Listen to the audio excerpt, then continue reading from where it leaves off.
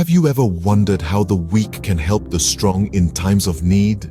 Let us delve into the tale of a once mighty lion, now old and unable to hunt. His once fierce roars that shook the jungle were now replaced by groans of hunger, his strength dwindling with each passing day. Enter the fox, sly and observant. She noticed the lion's plight. Unlike the lion, the fox was not strong, but she was clever. She approached the lion with a proposal, her voice echoing through the stillness of the jungle. "Dear lion, why don't you hunt with your friends? Your task would be easier and you can all share the food." A light sparked in the lion's weary eyes. He gathered his friends and explained the fox's idea. They agreed and with newfound hope set out to hunt together. Their combined efforts proved fruitful and they began catching more prey than they ever had before. The lion, no longer hungry, felt his strength returning. His friends too, who were unable to hunt before, now had food to eat. The jungle was filled with the sounds of their joyous roars and laughter. The lion thanked the fox for her wise advice, his heart filled with gratitude. The fox merely smiled, her eyes twinkling with wisdom. She knew that even the mighty sometimes needed help, and even the weak could offer it. And so, the lion, with the help of his friends, was never hungry again. What do you think is the moral of the story? The tale of the wise fox and the old lion serves as a reminder of the power of unity and teamwork. Even the mightiest, like the lion, can face challenges that seem insurmountable. Yet, with the clever advice of the fox, the lion learns to share his burdens and work together with his friends. This not only aids him in his time of need, but also benefits those who were unable to hunt for themselves. The essence of this story highlights that no task is too big or too daunting when we unite and work together. It emphasizes the importance of cooperation and mutual assistance. So, the next time you face a challenge that seems too big to handle, remember the old lion and the wise fox. Remember, no task is too big when we work together. Can silence be mistaken for weakness?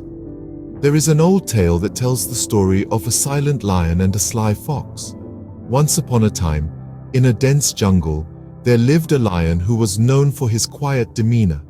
The lion was the king of the jungle, but he had not used his power in a long time. His silence and tranquility were misinterpreted by the other animals in the jungle. They started to believe that their king was no longer as strong as he used to be. One day, the cunning fox hatched a plan. She called all the animals in the jungle and proposed that their king had lost his strength. She suggested that they should replace their king with a stronger tiger who lived in a nearby jungle. The animals were hesitant at first, but eventually they agreed with the fox. But the question remained, who would tell the lion that he was no longer fit to be their king? The fox volunteered and said, "I have a plan to solve this problem. I will take our king to the tiger's territory. There, the lion will have to fight the tiger. When our king loses, we can then make the tiger our new king." News of this plan reached a pack of wolves who lived in a nearby jungle. The wolves saw this as an opportunity to attack the jungle. They assumed that, with a weak king, the jungle would be an easy target.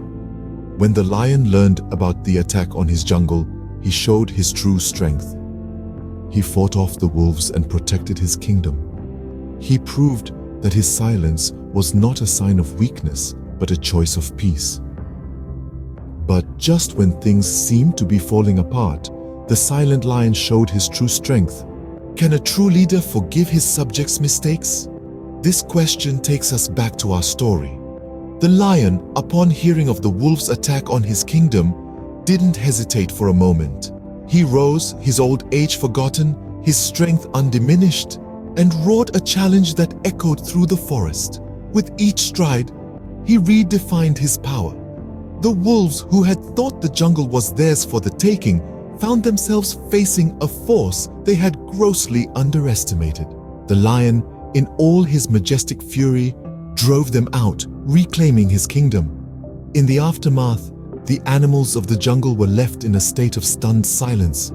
They had doubted their leader, had plotted against him, and had almost caused the downfall of their own home. The lion's display of strength was a stark reminder of their mistake. One by one, they approached the lion, their heads bowed, their hearts heavy with remorse.